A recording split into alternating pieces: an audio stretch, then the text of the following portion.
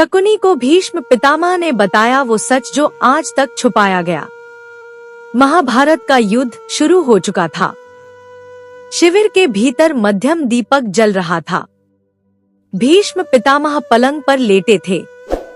शरीर पर गहरे घाव हैं। एक सेवक उनकी पीठ पर औषधि लगा रहा होता है। तभी शकुनी, दुर्योधन और दुशासन भीष्म पितामह के पास आते हैं। शकुनी हल्की मुस्कान के साथ बोलता है, ताज श्री, घाव बहुत गहरा तो नहीं लगा ना? भीष्म पितामह क्रोधित होकर बोले, जो सबसे गहरा घाव है। गंधार नरेश, वो कभी आंखों से दिखाई नहीं देता, वो घाव आत्मा पर होता है, वंश की जड़ों पर होता है। भरतवंश के जिस छत नार वृक्ष की छाया में तुम खड़े हो, अगर वही नहीं रहेगा तो तुम कहाँ जाओगे? भीष्म सेवक की ओर देखकर कहाँ, हटा दो इस औषधि को, इन तन के घावों का अब कोई महत्व नहीं रह गया है।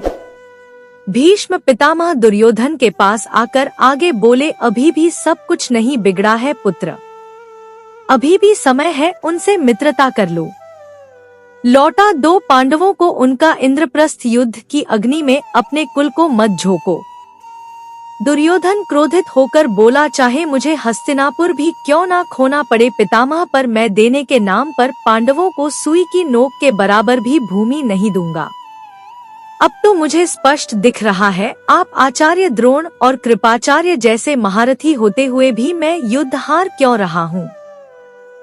आप इस युद्ध को जिताना नहीं चाहते, बल्कि आप लोग मुझे हारते देखना चाहते हैं। तभी शकुनी बोले, नहीं भांजे, अगर यह सब योद्धा ना होते तो तू यह युद्ध कल ही हार चुका होता। दुर्योधन गंभीर स्वर में बोला, मेरी आत्मा जानती है और मेरी पूरी सेना भी जानती है, इस युद्ध के प्रधान सेनापति के हाथों किसी भी पांडव का वध नहीं होगा, क्योंकि यह युद्ध सिर्फ शस्त्रों से नहीं बल्कि नीतियों से लड़ा जा रहा है। भीष्म बोले, कोई वृक्ष स्वयं अपनी शाखाएं नहीं काटता। पुत्र, तुम भी मेरे लिए पांडवों से कम प्रिय नहीं हो। यदि ऐसा ना होता तो अभी अभी जिस तरह तुमने मुझसे बात की है, उसके उपरांत महादेव की सौगंध तुम जीवित खड़े दिखाई ना देते। पर तुमने भी मेरे स्नेह का वही कवच पहन रखा है जो प्रिय पांडवों ने पहना है, और मेरा कोई भी बाण उस कवच को भेद नहीं सकता। इसलिए जाओ, लंबी आयु का वरदान लेकर विश्राम करो, अभी युद्ध बाकी है। दुर्योधन बोला, क्या मैं एक प्रार्थना कर सकता हूँ पितामह? भीष्म बोले, नहीं, जब तक मैं इस युद्ध का प्रधान सेनापति हूँ, वह कर्ण इस युद्ध में भाग नहीं ले सकेगा। दुर्योधन क्रोधित होकर बोला, क्या मैं एक और प्रश्न कर सकता हूँ पितामह? क्या आप मुझे बताएंगे कि आप उस परशुराम शिष्य कर्ण को किस अपराध का दंड दे रहे हैं? भीष्म बोले, उसने मेरे गुरु परशुराम का अपमान किया है। उनका कोई शिष्य असभ्य नहीं हो सकता पुत्र। और उसने भरी राजसभा में कुलवधु द्रौपदी को वेश्या कहकर उसका घोर अपमान किया। जो नर किसी नारी की मर्यादा की रक्षा न कर सके, वह मेरे ध्वज तले युद्ध नहीं कर सकता। पुत्र दुर्योधन बोला, यदि यह अपराध है पितामह, तो इस अपराध में हम सभी भागीदार हैं। यह अपराध मैंने किया है, आपने किया है, और उस सभा में उपस्थित सभी ने किया है। शकुनी बोला, तात्री, मेरे भांजे का कहने का वह तात्पर्य नहीं था जो आप सोच रहे हैं। भीष्म क्रोधित होकर बोले, गांधार नरेश, कृपया मुझे तात श्री मत कहिए। अब इस युद्ध में इन शब्दों का कोई मोल नहीं बचा, और दुर्योधन ने अभी जो कहा है उसका वही तात्पर्य है जो मैंने समझा है। भीष्म दुर्योधन की ओर देखकर बोले, पुत्र, क्या यह दंड कम है कि मैं स्वयं तुम्हारे पक्ष में युद्ध कर रहा हूँ? मैं तुम्हारे पक्ष में खड़ा हूँ। अब जाओ और मुझे इस अपराध बोझ के साथ अकेला छोड़ दो। दुर्योधन मौन रह जाता है। तभी दुशासन बोल पड़ता है, परंतु पितामह तभी भीष्म दुशासन को बीच में रोकते हुए बोले, यही तो मेरा दुर्भाग्य है दुशासन की मैं तुम जैसे अधर्मी का पितामह हूँ। और यदि माता सत्यवती ने मुझे तुम सबको ना सौंपा होता पुत्र, तो मैं तुम सबको कब का त्याग चुका होता। पुत्र, तुम सभी ने जगह जगह पर बार बार मेरे श्वेतकेतु का अपमान किया है।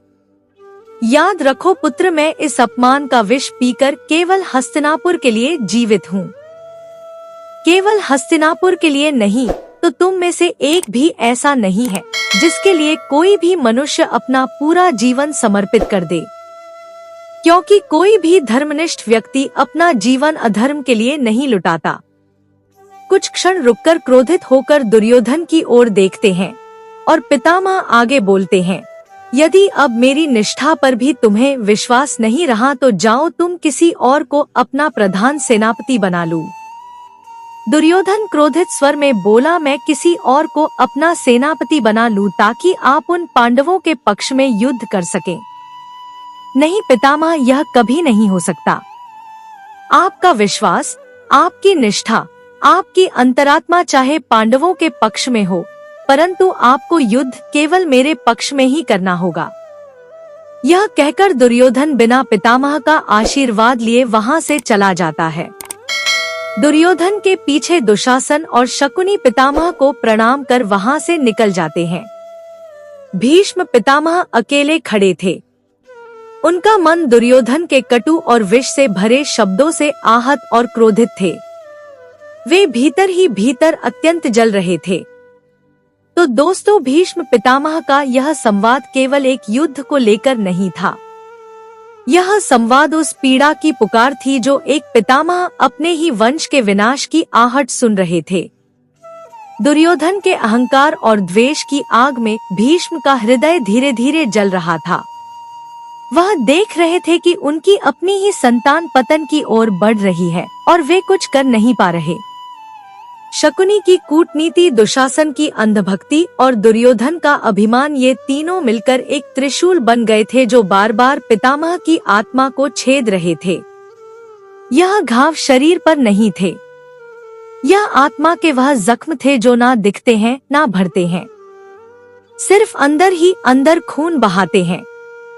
अगर आप लोगों को यह संवाद अच्छा लगे तो लाइक करें, अपने दोस्तों के साथ शेयर करें, मेरे चैनल को सब्सक्राइब करें और कमेंट में जय श्री कृष्ण अवश्य लिखें। कहानी सुनने के लिए बहुत बहुत धन्यवाद। मिलती हूँ एक और अच्छी कहानी के साथ।